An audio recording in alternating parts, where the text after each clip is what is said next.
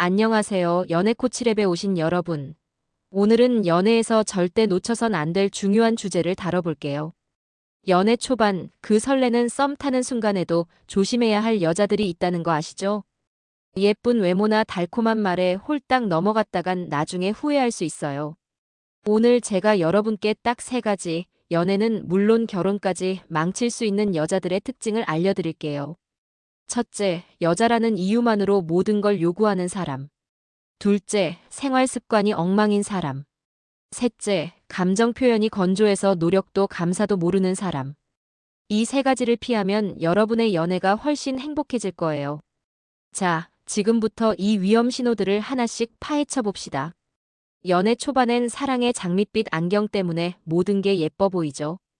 근데 그 안경 벗고 보면 작은 행동들이 큰 문제를 예고하는 신호일 때가 많아요. 예를 들어 데이트 비용을 당연히 남자가 내야 한다고 생각하거나 쓰레기를 아무렇게나 두고 가는 사람, 아니면 고맙다는 말 한마디 없는 사람. 이런 신호들을 무시하면 나중에 연애가 고통의 늪이 될 수 있어요.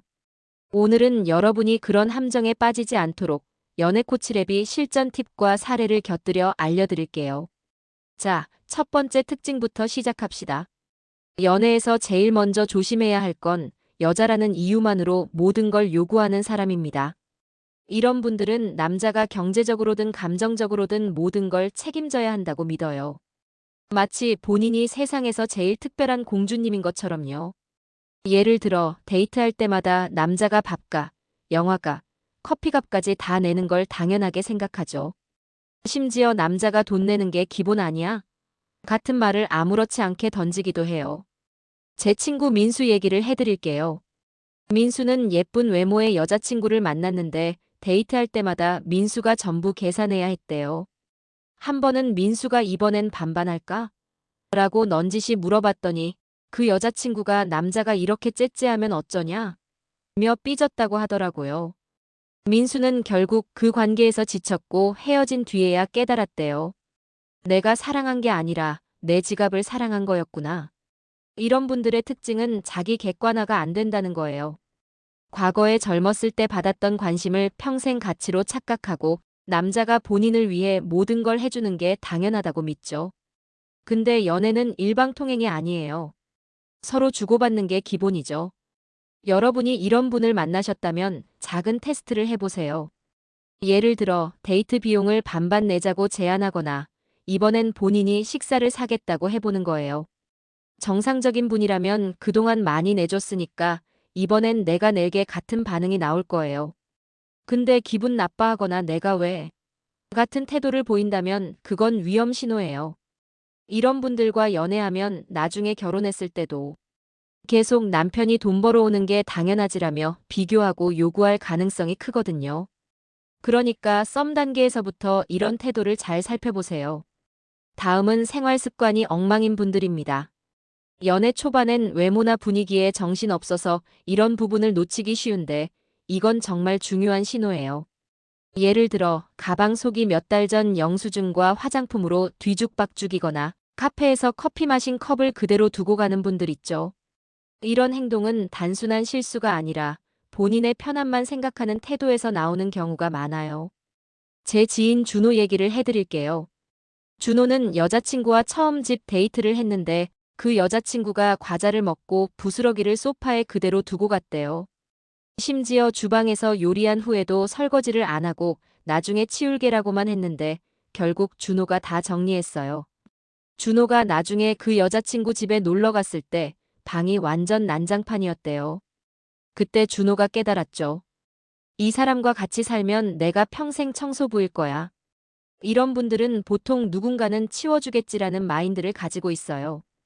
연애할 땐 그나마 참을 수 있을지 몰라도 결혼하거나 같이 살면 이 문제가 훨씬 커져요. 특히 아이를 키우게 되면 위생과 정리가 가정의 기본인데 이런 분들은 원래 내가 집안일 못해라며 책임을 회피할 가능성이 크거든요. 여러분이 이런 분을 만나셨다면 데이트할 때 작은 행동을 유심히 보세요. 예를 들어 식당에서 식사 후 테이블을 정리하는지, 영화관에서 팝콘을 흘리고 그냥 가는지요. 아니면 여러분 집에 놀러 왔을 때 쓰레기를 제자리에 버리는지 확인해 보세요. 이런 작은 습관이 그 사람의 진짜 모습을 보여줘요. 깔끔한 분이라면 오히려 여러분이 편해질 거예요. 마치 호텔에 온 것처럼요. 근데 반대로 엉망이라면 나중에 여러분이 가사 노동의 전담자가 될 수도 있으니 조심하세요. 마지막은 감정 표현이 건조한 분들입니다. 이런 분들은 여러분이 아무리 노력해도 고맙다는 말이나 따뜻한 반응이 없어요.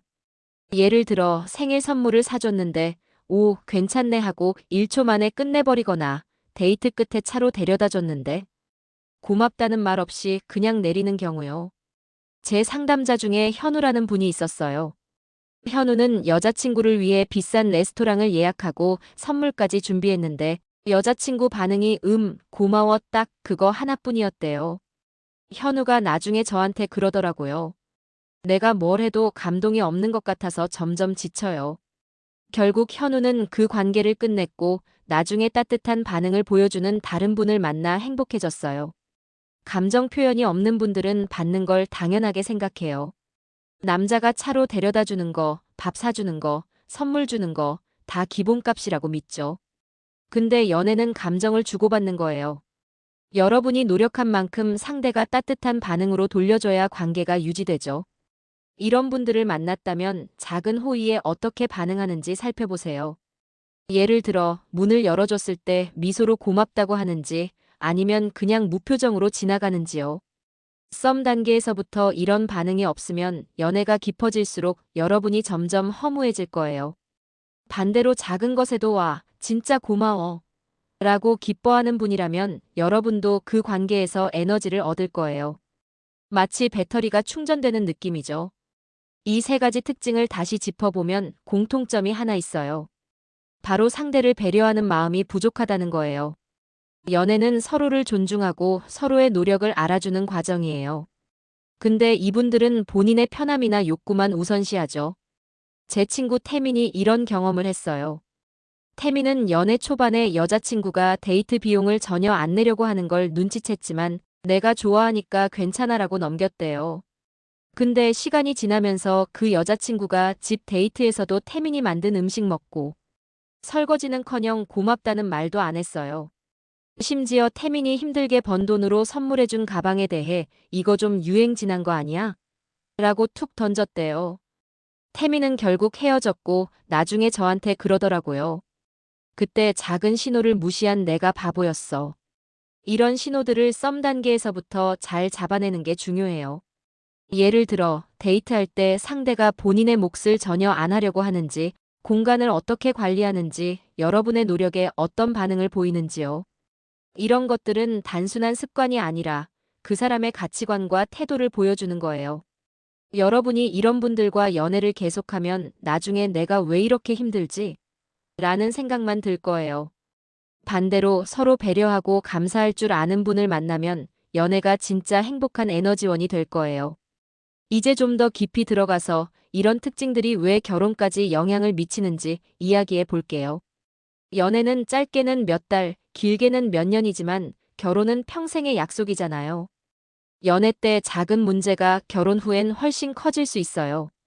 예를 들어 데이트 비용을 당연히 남자가 내야 한다고 생각하는 분은 결혼 후에도 남편이 돈 벌어오는 게 기본 아니야? 라며 계속 요구할 가능성이 크죠. 제 상담자 중에 지훈이라는 분이 있었어요. 지훈은 연애할 때 여자친구가 돈 쓰는 걸 당연히 본인이 해야 한다고 믿었대요. 근데 결혼 후엔 그 여자친구가 지훈의 월급을 다 관리하면서도 너 친구네 남편은 이번에 차 바꿔줬던데? 라며 비교를 시작했어요. 지훈은 결국 스트레스 때문에 상담을 받으러 왔고 그때 깨달았대요. 연애 때부터 신호가 있었는데 내가 무시했어. 생활 습관도 마찬가지예요. 연애 때야 가끔 만나니까 참을 수 있을지 몰라도 결혼하면 매일 같이 살아야 하잖아요.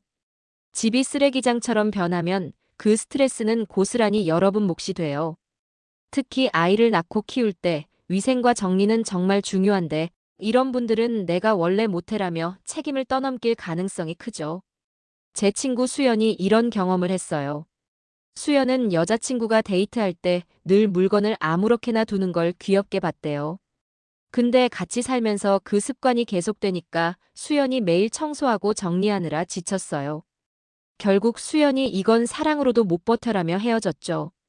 감정 표현이 없는 분들도 결혼 후엔 더 큰 문제를 일으킬 수 있어요.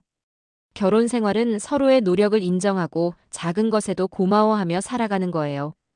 근데 고맙다는 말 없이 모든 걸 당연하게 생각하는 분과 살면 여러분이 점점 허무해질 거예요. 제 상담자 중에 민재가 이런 경우였어요.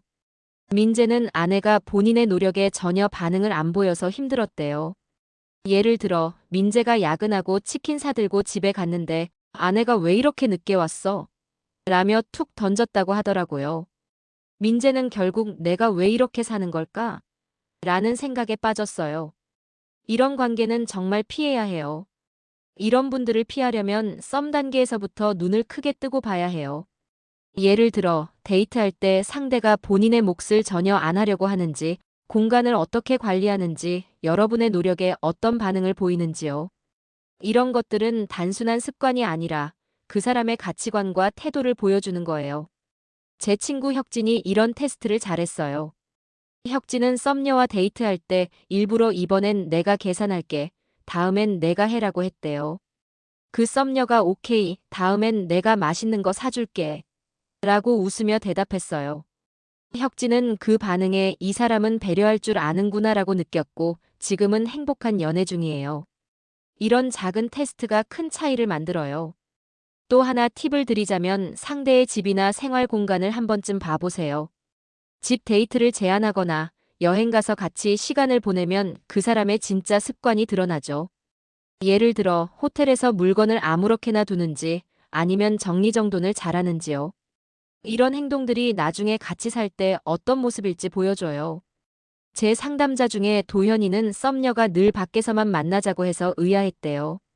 나중에 알고 보니 그 썸녀의 집이 완전 엉망이었어요. 도현이는 다행히 썸 단계에서 알아차리고 관계를 정리했죠. 감정 표현도 마찬가지예요. 상대가 여러분의 작은 호의에 어떻게 반응하는지 보세요. 예를 들어 커피 사줬을 때와 진짜 고마워. 이거 딱 내 취향이야. 라며 기뻐하는 분이라면 그 관계는 에너지가 넘칠 거예요. 근데 고마워하고 끝내버리면 나중에 여러분이 점점 지칠 가능성이 크죠. 제 친구 은수는 이런 경험을 했어요.